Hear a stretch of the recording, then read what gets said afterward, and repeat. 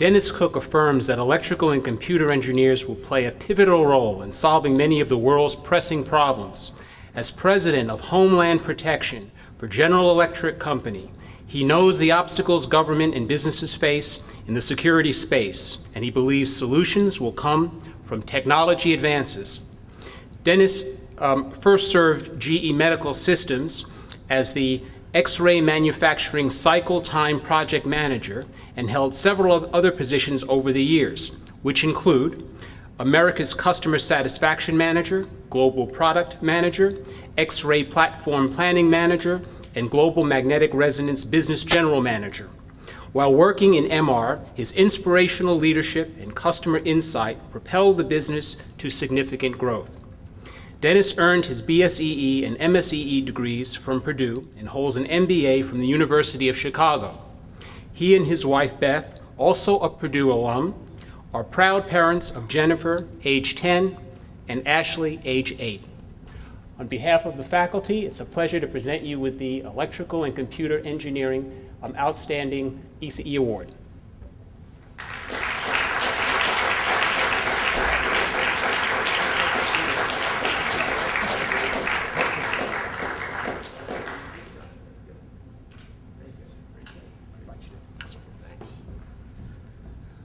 Well, Professor Smith, thank you very much. It's quite an honor. I really appreciate it.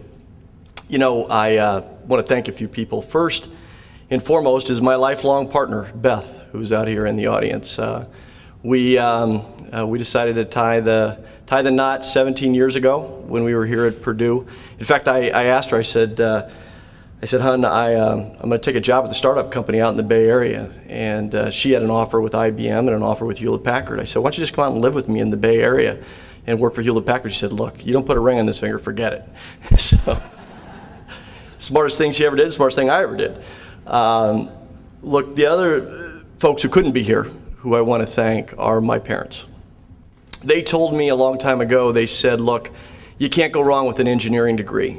And you know, 17 years later, boy, were they right. I've had the privilege of working for the last 16 years with General Electric.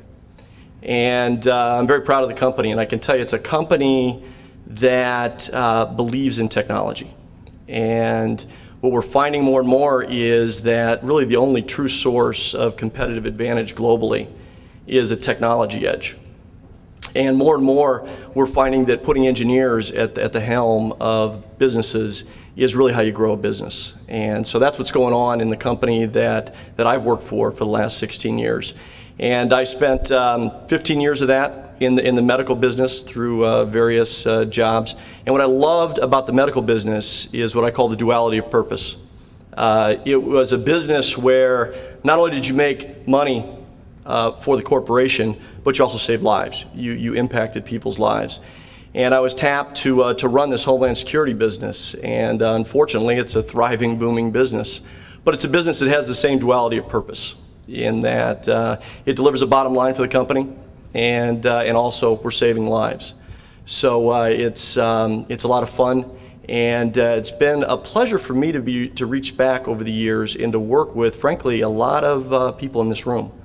Tom Talavage, who has a joint appointment both in biomedical engineering and at ECE, Charlie Bauman, and the teams there. It's great to reach back and see what's happening. It's great to see the imaging excellence that's being developed here at Purdue. And we were talking earlier, I don't know, Mark, what are you up to, about 85 faculty members in that range in ECE and growing.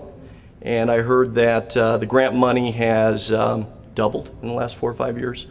So, you know, it's neat to see your alma mater do something like that.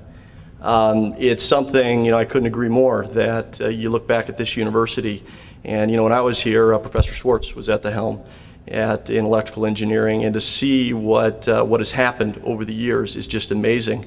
I was sharing with some people earlier that had the opportunity to meet President Jischke at a football game at Michigan State. And he was just in the job for about a month, and shared that the vision he was bringing to the university was to reach out to alumni and to industry and to bring more money in that way to fund advances in research. And now look at what's happening with, I'm looking forward to seeing the Burke Nanotechnology Center tomorrow. What's going on at this university is just incredible.